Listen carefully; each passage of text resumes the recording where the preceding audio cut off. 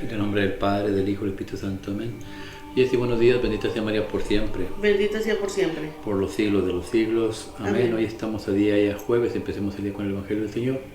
Pero antes de ir ahí, pidamos al Padre que sea el que nos guíe y nos dirija. Ven, Espíritu Santo, Divino Creador, verdadera fuente de luz, verdadera fuente de sabiduría.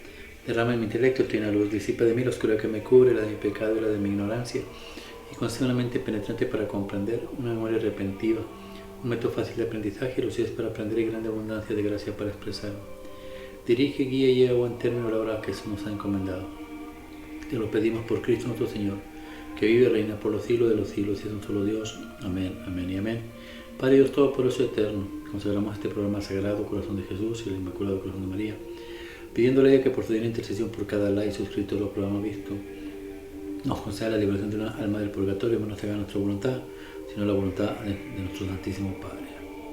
Padre Jesús, purifica nuestra mente, nuestro corazón y nuestros labios para comprender primeramente nosotros lo que nos quiere enseñar el día de hoy y así proclamar digna y rectamente la buena nueva del Evangelio. Haz de nuestros corazones tierra fértil para que la semilla que se plantar de fruto y fruto en abundancia. Santísima Madre María, consagramos en tu Inmaculado Corazón en este día y para siempre los ojos, oídos, lengua y corazón. En una sola palabra, todo el ser de todas aquellas personas que ven este programa. Cuídalos, protégelos y bendícelos como hijos, cosa propia tuya. Amén, amén, amén y amén. Evangelio del día de hoy jueves, habla Señor, que tu siervo escucha. Segunda de Timoteo, capítulo 2, versículo del 8 al 15. Querido hermano, recuerda siempre que Jesucristo, descendiente de David, resucitó de entre los muertos, conforme al Evangelio que yo predico. Por este Evangelio sufro hasta llevar cadenas, como un malhechor, pero la palabra de Dios no está encadenada. Por eso lo sobrellevo todo por amor a los elegidos, para que ellos también alcancen en Cristo Jesús la salvación, y con ella la gloria eterna. Es verdad lo que decimos: si morimos con Él, viviremos con Él. Si nos mantenemos firmes, reinaremos con Él. Si lo negamos, Él también nos negará. Si le somos infieles, Él permanece fiel, porque no puede contradecirse a sí mismo. Eso es lo que has de enseñar. Adviérteles a todos delante de Dios que eviten las discusiones por cuestión de palabras, lo cual no sirve para nada, sino para perdición de los oyentes. Esfuérzate por presentarte ante Dios como un trabajador intachable que no tiene de qué avergonzarse y predica fielmente la verdad. Palabra de Dios, te alabamos, Señor. Salmo 24, responsorial. Descúbrenos, Señor, tus caminos. Descúbrenos, Señor, tus caminos. Descúbrenos, Señor, tus caminos, guíanos con la verdad de tu doctrina. Tú eres nuestro Dios y Salvador, y tenemos en ti nuestra esperanza.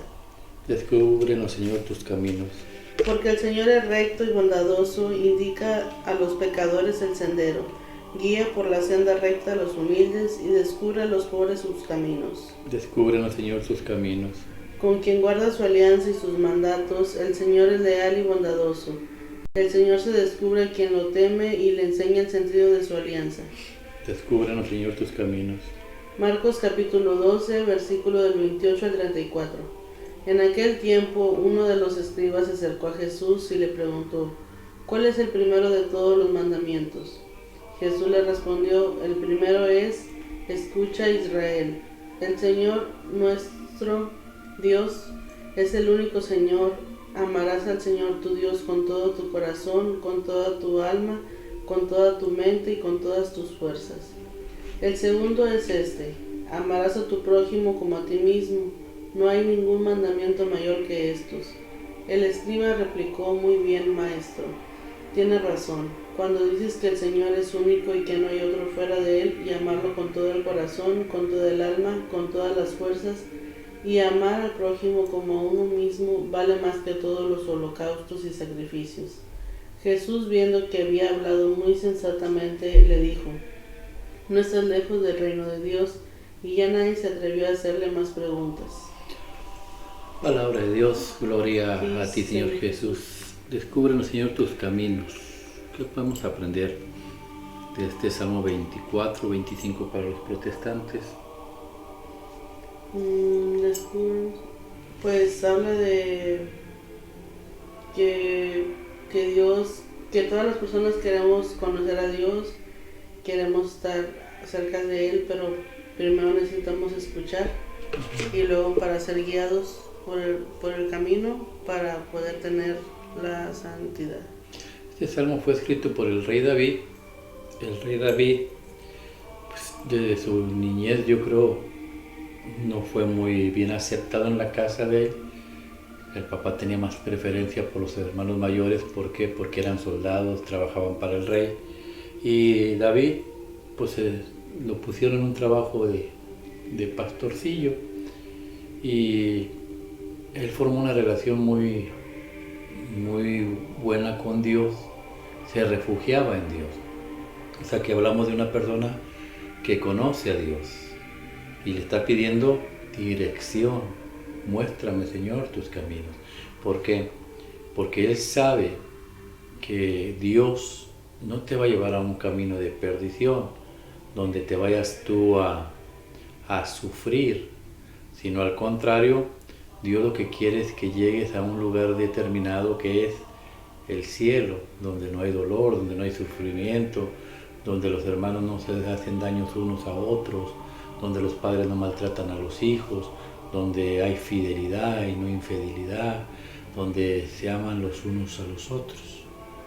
Muéstranos, Señor, tus caminos. Y para podernos mostrar esos caminos, pues tenemos que reconocer primeramente que estar seguro de lo que es Dios. Por eso en el versículo 2 me llamó la atención, mira, habla, Señor, que tu siervo escucha. Porque el Señor es recto y bondadoso, indica a los pecadores el sendero. Guía por la senda recta a los humildes y descubre a los pobres su camino. O sea que somos pecadores y Él nos puede transformar. Pero para transformarnos, ¿qué necesitamos ser? Según el Salmo. Fieles. Fieles y humildes. ¿Qué es la humildad? Pues siempre es como no sentirse más que nadie. Sentir, Para ser humilde de corazón.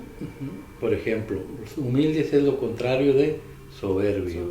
Un soberbio, él piensa que todo lo que tiene, que todo lo que hace es por él, por su inteligencia, que no necesita más nada. Un humilde reconoce que necesita conocer los caminos de Dios, como David. Muéstrame, Señor, tus caminos. ¿Por qué? Porque más grande que la sabiduría de Dios no hay. Y si hablamos espiritualmente, el camino para la vida eterna, el mundo no nos lo va a dar, nos lo va a dar solamente Dios. Pero para conocer los caminos de Dios necesitamos ser humildes, porque si eres soberbio no vas a aceptar a Dios. Un satanista, el que fundó la primera iglesia satánica, dice: el único lugar donde no hay ateos es el infierno. ¿Por qué? Porque ahí ya los que están todos ahí se dan cuenta que sí existía Dios, que sí había un Dios, y se arrepienten, ¿no? Ya no hay arrepentimiento ahí. Viven con el dolor de no haber creído a Dios. Por eso hay que tener un corazón humilde y no venir con un corazón soberbio. Como pasó en el Evangelio, mira, habla, Señor, que tu siervo escucha. En aquel tiempo uno de los escribas se acercó a Jesús y le preguntó: ¿cuál es el primero de todos los mandamientos? A ver, hemos estado estudiando la carta el Evangelio, que estamos en el capítulo, creo que es 12, de San Marcos, pero hemos estudiado que Jesús ha tenido controversias con varios grupos del pueblo de Israel. Primero se acercaron unas personas llamadas ellos herodianos. ¿Para qué? Para preguntarle, ¿es lícito darle a César los impuestos? Y salieron perdiendo. ¿Por qué? Porque Dios es sabio y no pudieron poner controversia entre Cristo y sus seguidores. Después se acercaron los saduceos y preguntaron si una mujer se casa con 7 maridos, si un hermano no tiene hijos y muere, pasa la mujer al hermano, y así sucesivamente hasta llegar a 7, cuando muere la mujer y mueren todos los hermanos, ¿quién va a ser el esposo de la mujer? Querían meter en problemas a Jesús y Jesús dice no. Dice, en el cielo no se casan, en el cielo son como ángeles. Pero esto les pasa a ustedes, ¿por qué? Porque no conocen las Escrituras. Así terminó. Ustedes caen en el error porque no conocen las Escrituras. Y cuando tú no conoces las Escrituras, te puedes perder de conocer los caminos de Dios. Si tú no conoces las Escrituras, no conoces a Jesús. Y si no conoces a Jesús, estás viviendo una vida desenfrenada, una vida sin Dios. Y eso a la larga te va a causar, ¿qué? Frustración. ¿Por qué? Porque lo único que te puede dar paz en la tormenta es Jesucristo nuestro Señor. Si tú buscas la paz en ti misma, en las soluciones de ti misma, no estás caminando conforme a la voluntad de Dios. La voluntad de Dios es como David: Señor, descúbreme tus caminos. David dice: yo peleaba con los osos y les arrebataba las ovejas, con los leones tumbó a Goliat, lo persiguió el rey Saúl y le perdonó la vida muchas veces, y Dios, pues, él nunca movió la confianza en Dios y terminó siendo rey. Si nosotros no perdemos, si no conocemos de Dios, es muy difícil que encontremos paz. Y ahora viene un fariseo. Los fariseos, ellos llevaban a cabo la palabra de Dios, conocían la palabra de Dios y la querían cumplir al 100%. Ellos ponían a la gente a que la cumpliera, mas ellos no la cumplían. Mas sin embargo le mandan a este hombre que es uno de los más sabios de los fariseos. Ellos pensando, este es el más sabio, lo va a hacer pedazos a Jesús. Todo manda. Y este señor que es sabio llega y le dice: Rabí, ¿cuál es el mandamiento principal de la Torá, del Pentateuco, de la Biblia? ¿Cuál es el mandamiento? Primer punto a aprender. Para poder conocer los caminos de Dios, hay una manera, hay una doctrina, hay mandamientos que se tienen que obedecer. ¿Tú te acuerdas cómo era el paraíso de Adán y Eva? Era perfecto. Era perfecto. Estaba en abundancia con los frutos. Había abundancia. Y había un hombre y una mujer. Y Dios lo mantenía. Y había 2 árboles, uno prohibido y uno no estaba prohibido. Y no existía la maldad. No había maldad. Era algo perfecto, pero también ahí tenían mandamientos. Tú, Adán, te vas a encargar de cuidar los árboles. Tú, Eva, vas a ser la ayuda idónea. Y ustedes 2, multiplíquense. Bueno, en la vida actual es igual. Jesús viene y funda su iglesia. Él es Adán, la iglesia es la mujer. Él va a cuidar de los árboles y la mujer los va a alimentar a los hijos. Nos vamos a multiplicar. Es exactamente lo mismo. Y viene este fariseo: mandamientos. Jesús dejó mandamientos y sacramentos. Si queremos estar dentro del reino de los cielos, que es la iglesia, que es la puerta al cielo, tenemos que cumplir mandamientos. Adán y Eva no cumplieron los mandamientos y fueron expulsados aquí. Entonces, si yo quiero volver al cielo, mandamientos. Me integro al nuevo reino de Dios, que es Cristo mismo, que es la iglesia. ¿Y qué es lo que tengo que hacer primeramente? ¿Qué le dijo Jesús? Jesús le respondió: el primero es: escucha, Israel. El Señor nuestro Dios es el único Señor. ¿Cuál es el primer mandamiento? Amar a Dios. No. No, escuchar. Escucha, Israel. Si tú quitas el nombre de Israel y pones el tuyo, Jesús te habla y le habla a la gente que está viendo este programa. Escucha. Si tú no aprendes a escuchar a Dios, muy difícil. Tu corazón se va a llenar de muchas cosas malas y perversas. Tenemos que discernir esto que estoy escuchando, ¿viene de Dios o viene del enemigo? Viene de Dios. Entonces, no está en contra de la voluntad de Dios, mantengo haciendo las cosas que estoy pensando. Pero si las cosas que estoy pensando van en contra de la voluntad de Dios, no debo hacerlas y debo de ponerme yo un alto y decir, no debo hacerlo, por temor a Dios, por respeto a Dios. Y después el mandamiento principal es amar al Señor. El Señor uno solo es. ¿Por qué lo dice así? El Señor uno solo es. Hay una escritura donde Dios dice, le llama al dinero el Señor. No puedes tener dos señores, el Señor dinero o el Señor Dios, porque a uno le vas a fallar. Solamente hay un Señor y ese es Dios. Lo mencionó al dinero como el Señor. ¿Por qué? Porque ese Señor llamado dinero nos quiere gobernar. Si no, nos matáramos trabajando 12, 13 horas todos los días y en los días de descanso vamos a trabajar y seguimos trabajando y el dinero no nos alcanza y seguimos queriendo alcanzar. El Señor nos gobierna. ¿Cuál Señor? El Señor dinero. Llega el domingo del día del Señor y nadie quiere ir a ver al Señor.